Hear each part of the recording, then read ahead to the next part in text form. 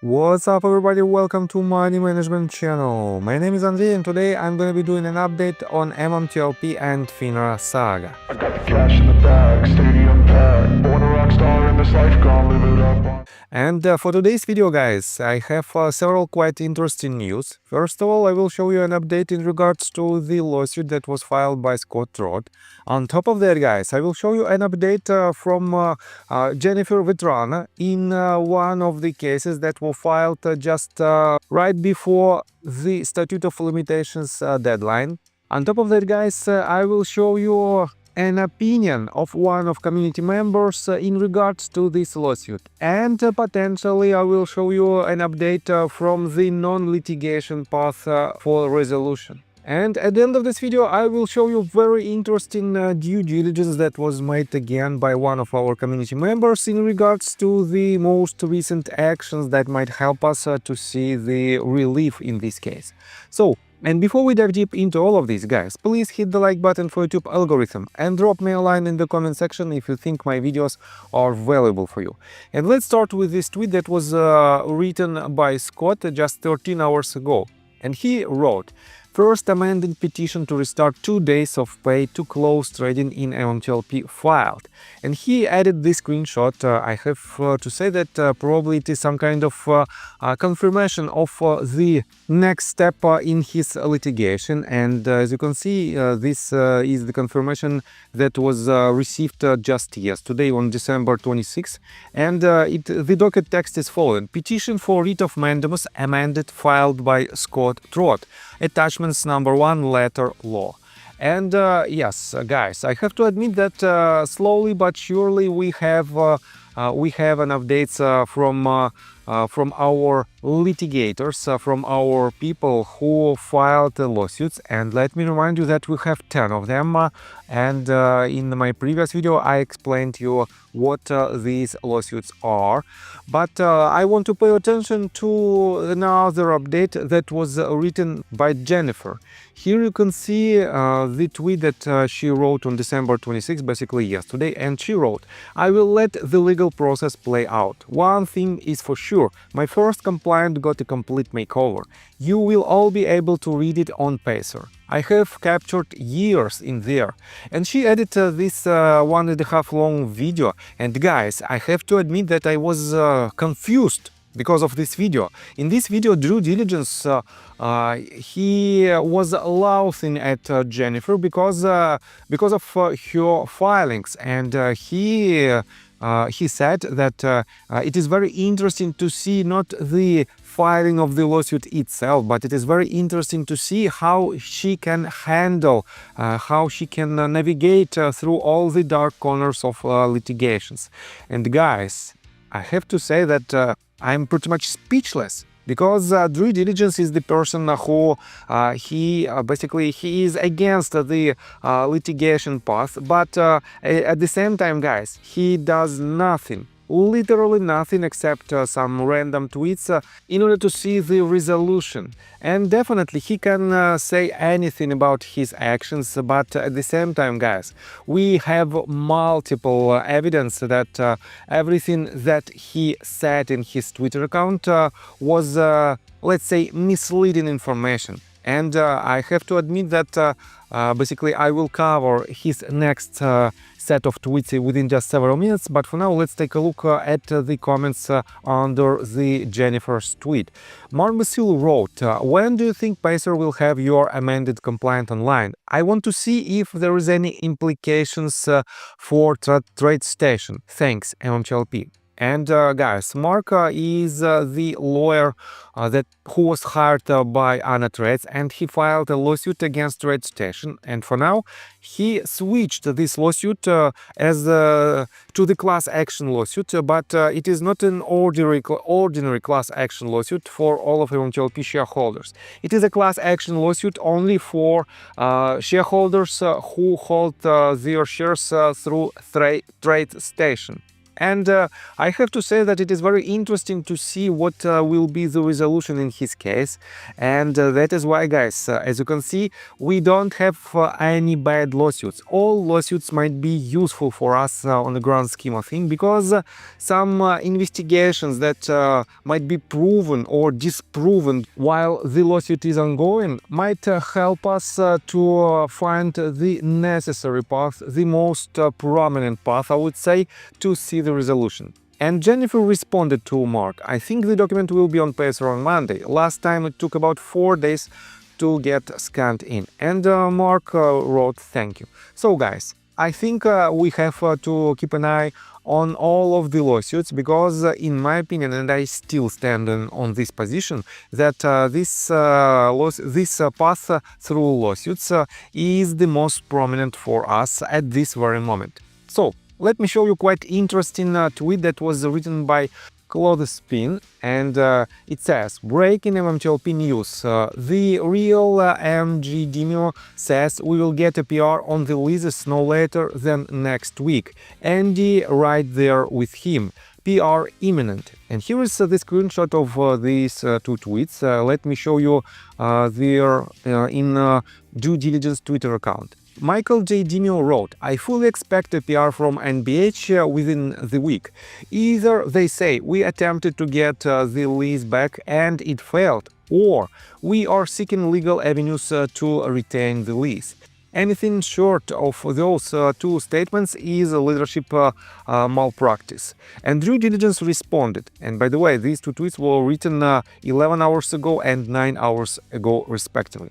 Due diligence wrote, I agree that the company should address this. A statement would go a long way toward restoring confidence, especially with so many investors feeling uncertain as we head into the new year. And guys, I have to admit that if I remember it correct, when the Orogrande Basin was lost by NextBridge Hydrocarbons, Greg McCabe wrote a PR statement where he basically promised, I would say promised, that he will take legal actions by the end of this year. And unfortunately, we still don't have any updates from the C-level executives in general and from Greg McCabe in particular in regards to his promise. And that is why, guys, it raises again much more questions that are still not answered. So, let me show you quite interesting set of tweets that were written by Bronco Energy Crisis, and I highly encourage you to subscribe, to follow his Twitter account, Bronco24. And I think he's quite a knowledgeable person in terms of some energy stuff, and he wrote this in response to Tractor Sam. Tractor Sam wrote this 11 hours ago. He has 35 million, he means Greg McCabe. He has 35 million or more into buying debt, rolling property that he owns into NBH. Doubt that he cleared a whole lot of money by selling company stock. Also, where do you get the info that McCabe sold during the last 2 weeks of trading? That info is certainly facts, not in evidence. And Bronco responded, he sold 6.77 million and started near the top based on S1 disclosure. It drives me insane how I spoon feed this stuff to you guys, and you all deny it. It's hidden in the filings, but we have discussed it and how it was discovered literally dozens of times. And he refers to his own tweet that he wrote on April 23rd of last year, of 2023, where he made several screenshots of the S1 statement where you can find that Greg McCabe sold some of his shares and he sold it right before the U3 halt. So let me show you that basically I highly encourage you guys, I highly encourage you to subscribe to Bronco24 Twitter account, because in general Bronco has a very interesting statements in his Twitter account, and probably in the next video. And guys, don't forget that for now I think I will do this type of videos on MMTLP every other day, not every day, because we have, to be honest, we have a lack of information. And I will show you more details about this facts that Bronco wrote in his Twitter account. But for now, guys, I want to pay attention to the tweet that was written by RareDD, and he wrote it basically just a couple of days ago. And he wrote it in response to the tweet that was written again on December 25th by Max Squeezy the Cow. And Max Squeezy the Cow wrote it because of the problems of the US Treasury settlements failures to deliver. And let me show you this. Not only has MMTLP proven that the relationship between FINRA and the SEC is problematic, the conflict of interest between the DTCC and their subsidiary, the FICC, is very similar. I asked AI about the following from the quoted Max Squeezy the Cow post. And here is the post of Max Squeezy the Cow. Is it a conflict of interest that the US Treasury settlement failures at the DTCC are facilitated by the Fixed Income Clearing Corporation, FICC, a DTCC subsidiary, who is simultaneously covered clearing agency, a self-regulatory organization and central clearing counterparty, as well as the sole central counterparty to process trades in securities issued by the federal government, as well as the clearinghouse for markets that trade in US government securities. For the first two slides, contain the response from Gemini. The last two slides contain the response from ChatGPT. And guys, to be honest, I don't like to have this type of answers from AI as the legitimate answers. But at the same time, guys, we have two independent sources. And the long story short, as you can see, this is the answer from Gemini. And RareDD asked exactly the same that tweet that I just read to you, and Gemini answered, yes, there is a strong argument that the FICC's multiple roles create a potential conflict of interest in the context of US Treasury settlement failures. Here is why, and here are several bullet points that proves this point of view, and the next couple of tweets is the response from ChatGPT, as you can see right here. And the response is pretty much similar. ChatGPT responded, yes, there could be a potential conflict of interest in the situation you've described, where the Fixed Income Clearing Corporation, a subsidiary of the Depository Trust and Clearing Corporation, plays multiple roles. Here is a breakdown of why this could be seen as a conflict of interest. And again, several bullet points that prove this point of view. And let me quote to the conclusion. In conclusion, the combination of these roles within the same entity, DTCC and FICC, may raise questions about the separation of the powers and the ability to ensure that decisions made are in the best interest of market integrity, fairness and stability, rather than serving the interest of the clearing organization itself. A closer look at FICC's oversight mechanisms and its interactions with the regulators might be necessary to assess the true extent of any conflict of interest.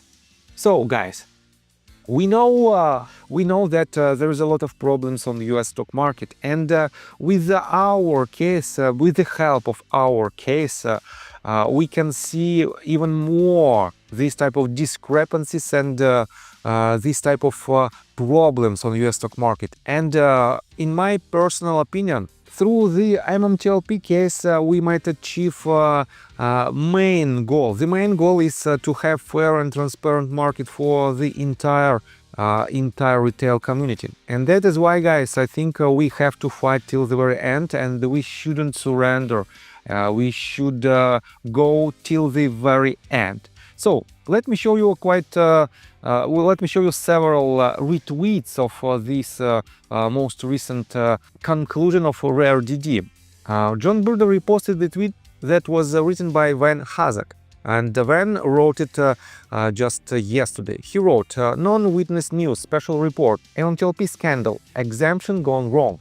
MMTLP shocker, the Series A preferred share was made tradable under the exemption. But here is the twist, the data was wrong. The deception unveiled. MMTLP was supposed to go one way, but ended up in the trading market based on misleading information. This wasn't an illegal move per se, but the exemption was based on outdated data. Market manipulation or just a glitch? Were investors played? The community says yes. How can we trust a system when exemptions are handed out like candy with flawed information? Real people, real losses. Your retirement, your kids' future, all on the line. The MMTLP saga isn't just about numbers, it's about lives. Demand for transparency. Investors are not backing down, they are demanding change. The question is, will the powers that be listened or will this be swept under the rug? What's next? Lawsuits, regulatory reform, or just another day in Wall Street's wild ride? Think about it. If this can happen to MMTLP, what else is out there with false exemptions? For more, check out the deep dive by Rare Deals here. Don't miss out on the truth behind non-witness accounts. Follow the more explosive revelations. This has been Van bringing you the real story of non-witness news. So guys, I have to say that yes, we have a lot of facts that shows how many problems are there on the market, and we still have it right now at this very moment. That is why, guys, please fight till the very end and be focused on the main goal. Do not try to attack MMTLP community members or other retail investors. On top of that, guys, I want to remind you that basically, I want to quote you this post that was written by X Market News 12 hours ago.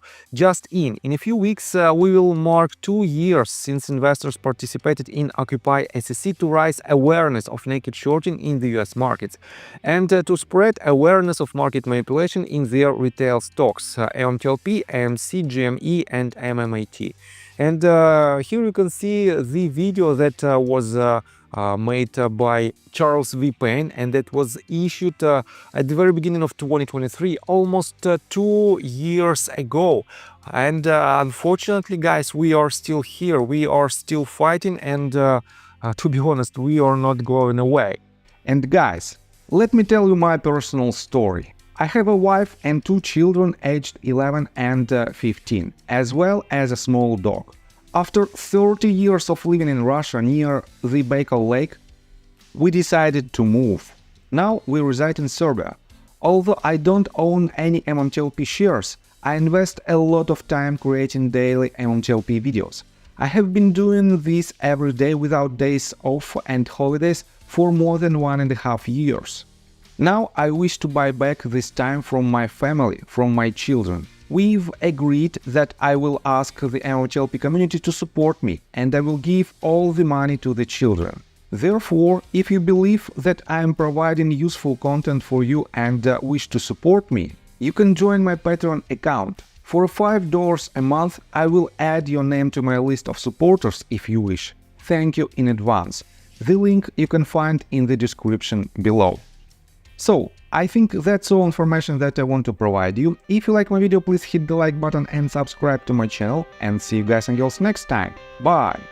I got the cash in the bag, stadium packed. Born a rock star in this life, gone live it up on the attack. Baby, I'm bad, I just wanna get caught up in this life, I'm crazy, I'm mad. Doing no cap, only God wants you.